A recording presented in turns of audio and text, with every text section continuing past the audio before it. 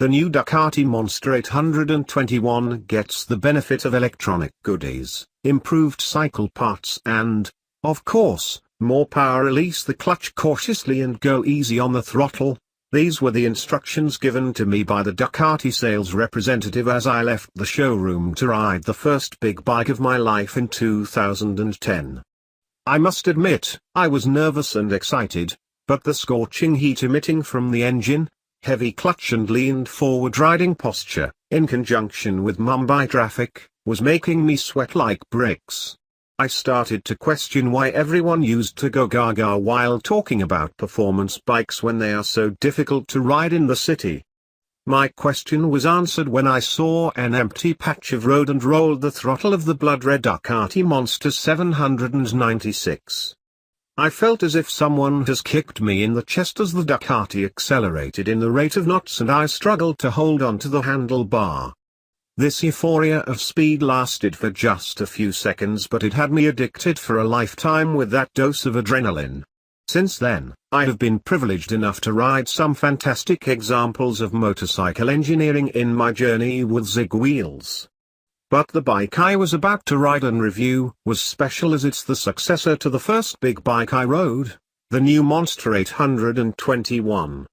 With the Monster 821, Ducati has tried to make its most popular motorcycle more suitable for daily use. Have Ducati tamed the Monster too much in pursuit of practicality, or does it still possess that wow factor associated with the older bike? Let's find out.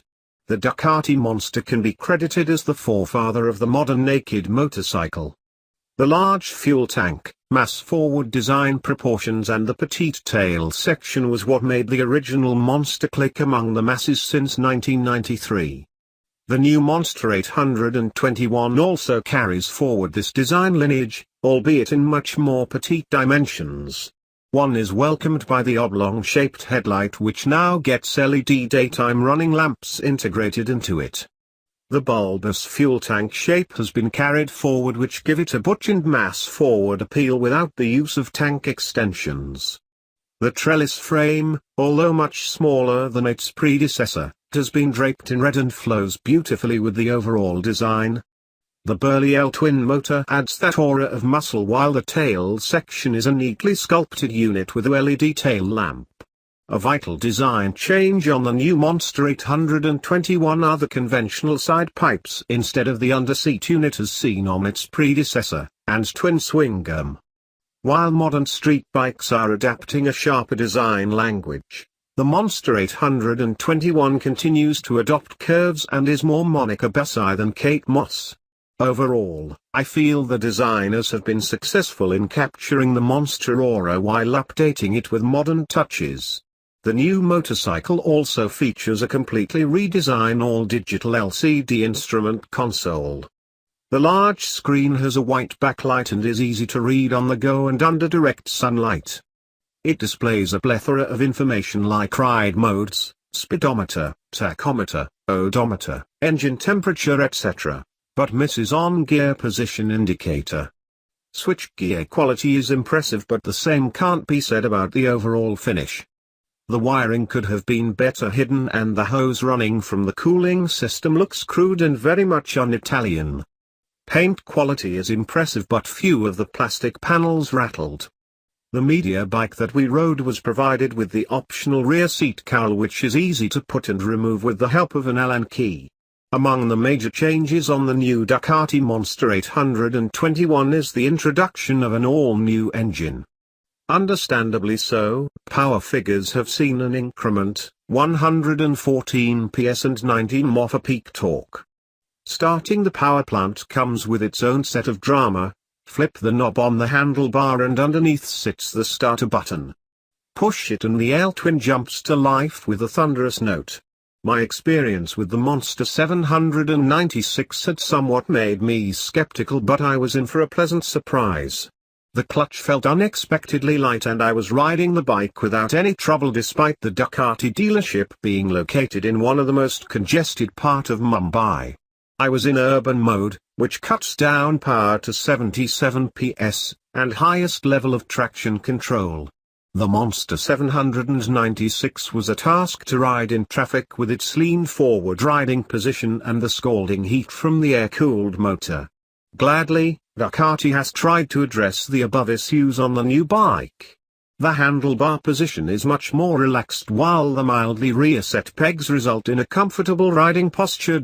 Also, Ducati engineers have given the Monster 821 the benefit of liquid cooling, which honestly has made the new Monster more bearable in city traffic, but it can't match the heat dissipation skills of its Japanese rivals. Out on the open roads, though, the Monster 821 felt in its comfort zone as it munched miles with the appetite of a hungry carnivore. Power delivery was good, but I felt that the new bike was kind of toned down. This meant I switched to sport mode, and all my assumptions of the Monster 821 being a docile machine were blown into smithereens. It felt as if the Monster had gulped down 10 Red Bulls. Arg, that didn't sound right, but you get the drift. Throttle response felt livelier, and once you hit the mid-range, the Ducati picks momentum with urgency. Adding to the rider's sensation is the wild draw from the twin pipes that will make James Hetfield grin. As part of the Ducati safety pack, it features 8 level of traction control which can be manually set for the 3 ride modes, urban, touring and sport, or can be switched off, if you feel like Casey Stoner. The electronic aids haven't dulled down the new motorcycle completely, as it has the hint of madness about its performance with the front lifting even in third gear. But the rider will require the patience of Monk for setting the ride modes and traction control owing to its irritating UI. Also, the 6-speed gearbox didn't perform satisfactorily, and I encountered false neutrals on many occasions. Another worthwhile change in the Ducati Monster 821 is the compact trellis frame that has been mounted directly onto the cylinder heads and the engine itself. Apart from this, even the monoshock and the rear subframe are connected to the motor.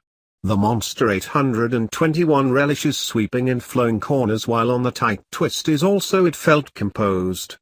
It isn't a bike built for fast cornering, but is more focused on road use, with a very communicative chassis and the Pirelli Diablo Rosso 2 rubber offering ample grip. Another surprising aspect of the Monster 821 is its supple ride quality. The Italian machine glided over the monsoon-abused roads with authority, thereby indicating Ducati's focus on making the bike more conducive to road use. Braking hardware has also been improved, with twin 320mm semi-floating discs being anchored by radially mounted monoblock Brembo M432 calipers at front and 245mm single disc unit doing duty at rear.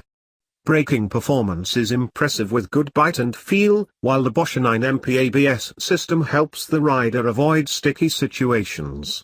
The Monster 821 tips the scale at 205 kilograms, but the bike is easy to push while parking, and also the low saddle height makes it better suited for shorter riders.